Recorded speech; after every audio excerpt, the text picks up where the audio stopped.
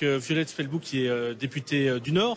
Oui, bonjour Violette Spelbout. Excusez-moi, j'ai pas encore bien. Je voulais pas heurter votre nom, mais vous êtes une nouvelle députée. C'est flamand, absolument. Vous êtes de Lille. D'ailleurs, on peut préciser, vous avez travaillé avec Martine Aubry, maire de Lille pendant plusieurs années, il y a longtemps. Oui, alors je suis partie de la mairie de Lille il y a 10 ans. Je travaillais à la SNCF là, avant d'être députée. Vous êtes députée donc Renaissance.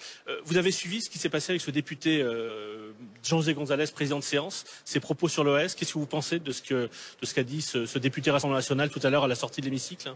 Bien, effectivement, j'ai compris qu'un certain nombre d'entre nous pouvaient être choqués par le moment auquel étaient prononcés ces propos. Simplement, cet applaudissement, il était plus un applaudissement pour lui permettre de continuer en fait ses propos, puisqu'il y a eu un moment d'émotion insurmontable. Voilà, pour lui, semble-t-il. Voilà, nous, en tant que nouveaux députés, on a été un peu surpris, effectivement. Je crois qu'il faut en rester à ce moment historique. C'est celui où nous, les femmes et les hommes de la majorité présidentielle, nous avons voté 2 fois déjà pour Yaël Braun-Pivet, qui sera certainement la première femme présidente de l'Assemblée nationale. Et c'est ça qui nous est important aujourd'hui.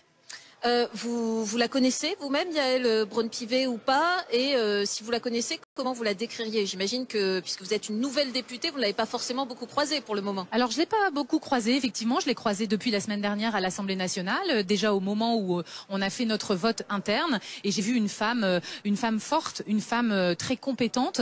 Et puis, je me suis aussi renseignée parce que nous avons dû voter pour la candidature. Et c'est quelqu'un qui, par ses précédentes fonctions dans le quinquennat, a démontré surtout qu'elle savait apprendre et écouter. Et je crois qu'on est à un moment où on va avoir vraiment besoin d'une personnalité qui est capable de dialoguer avec l'ensemble des groupes de l'Assemblée et à pouvoir favoriser, on va dire, un vrai débat qui va intéresser les Français et ne pas se laisser dépasser par exemple des outrances qui pourraient arriver de certains des groupes dans l'Assemblée des extrêmes.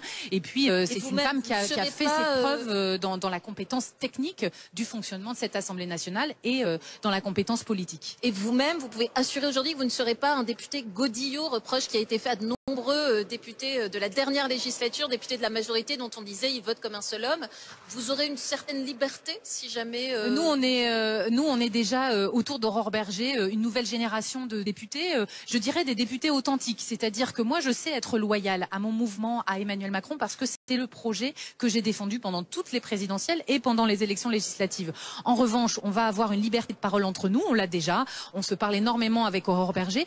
On incarne, je pense, une nouvelle ligne. Une ligne qui est capable de discuter avec les Républicains, avec les divers gauches et ceux qui auraient des regrets d'être encore chez NUPS et qui voudront travailler avec nous. Et puis je pense qu'on va avoir besoin de cet esprit constructif parce qu'on a des textes devant nous qui sont très sérieux et qui sont là pour protéger les Français. Merci Madame Spelbout. Et je suis désolé d'avoir décorché votre nom. Et bien là c'est parfait. Madame Spelbout,